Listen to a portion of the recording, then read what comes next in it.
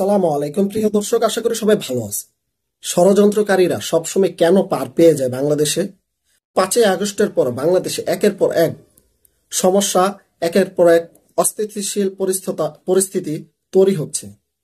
তো পরিস্থিতি তৈরি হচ্ছে, এটার মূল কারিগর কারা বা কে কারা এটার সাথে জড়িত, কেন সঠিকভাবে তদন্ত বাংলাদেশ গোয়েন্দা সংস্থা থেকে শুরু করে এনএসআই, ডিজিএফআই সেই সমস্ত লোকদেরকে বা অপরাধীদেরকে বের করতে পারছে না। প্রিয় দর্শক, গতকালকে যে সচিবালয়ে আগুন লেগেছে, এই আগুন লাগার পর থেকে আগুনটা নেভাতে 6 ঘন্টা সময় লাগে। মধ্যরাত আগুন লাগে, কেন 6 ঘন্টা সময় লাগবে ফায়ার সার্ভিসের? এবং কি আমরা দেখতে পেলাম সেখানে একজন ফায়ার সার্ভিস কর্মকর্তা, তিনি শুরু থেকে শেষ পর্যন্ত ছিলেন, সেই কর্মকর্তাকে গাড়ি চাপায় মেরে ফেলা হয়।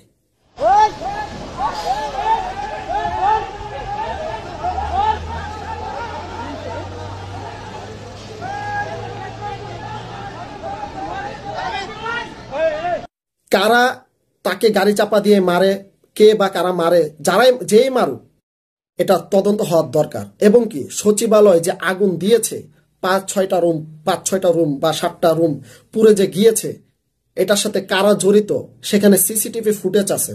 সে সিসিটিভি ফুটেজ বের করুক, তাহলেই তো সে আসামিকে বের করা যায়।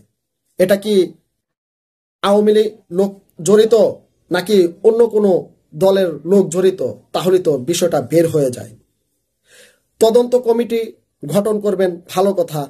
তদন্ত কমিটি গঠন করে নিরপেক্ষ তদন্ত কমিটি বাংলাদেশে আদৌ কি সেই তদন্ত করবে? এই অস্থিতিশীল পরিস্থিতি কে বা কারা করেছে, দ্রুত সময় যদি এটার তদন্ত না করতে পারেন, তাহলে দেশ আরো দিন পর দিন খারাপের দিকে যাবে। এটা ভালো হবে না দেশের জন্য। এটা কি আওয়ামী লীগ করলো, না বিএনপি করলো, না জাতীয় পার্টি করলো, না জামাত করলো, যেই করুক, যে দলেরই হোক, দ্রুত সময় তদন্ত করে, নিরপেক্ষ তদন্ত করে এটা বের করুন কারা এটার সাথে জড়িত। এবং কি সিসিটিভি ফুটেজ ওখানে আছে, সিসিটিভি ফুটেজ দেখে বের করুন সেই আসামিদেরকে। সচিবালয়ে আওয়ামী লীগের সচিবরাও আছে, এখনো বহাল।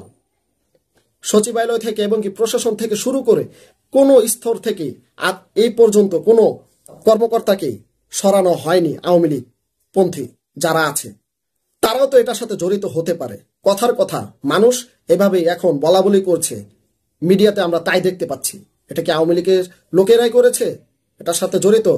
মানুষ এটাও বলা বলি করছে যে আওয়ামী লীগের যত অপরাধ আছে, টাকা পাচার থেকে শুরু করে যত ডকুমেন্টারি সচিবালয় আছে, সেই সচিবালয় যদি আগুন দিয়ে পুড়িয়ে দেওয়া যায়, আগুন লাগিয়ে দেওয়া যায়, তাহলে সেই ডকুমেন্টারিগুলো পুরে ছাই হয়ে যাবে এবং কি শেখ হাসিনাকে নিরপরাধ তুলে ধরা যাবে। আওয়ামী লীগের লোকেরা হয়তোবা এই চিন্তা ভাবনায় করেছিল, বা সচিবালয় যারা কাজ করে, চাকরিতে আছে, তারা এই চিন্তা হয়তোবা করেছিল। মানুষ বলা বলি করছে, যারাই করুক, কথা হচ্ছে এটা সুষ্ঠু তদন্ত হোক, সুষ্ঠু বিচার চাই। এবং কি রাষ্ট্রীয় যে আইন আছে, সর্বোচ্চ আইনের ধারায় সেই সমস্ত দুষ্কৃতিকারীদের সাজা হোক, এটাই প্রত্যাশা করি। প্রিয় দর্শক, আপনাদের মতামতটাও এই বিষয়ে জানিয়ে যাবেন কারা এটা সাথে জড়িত হতে পারে। কারণ আপনাদের মতামত না জানলে হয়তোবা আমরা অনেক কিছুই বুঝতে পারবো না। সবাই ভালো থাকবেন। আল্লাহ হাফেজ।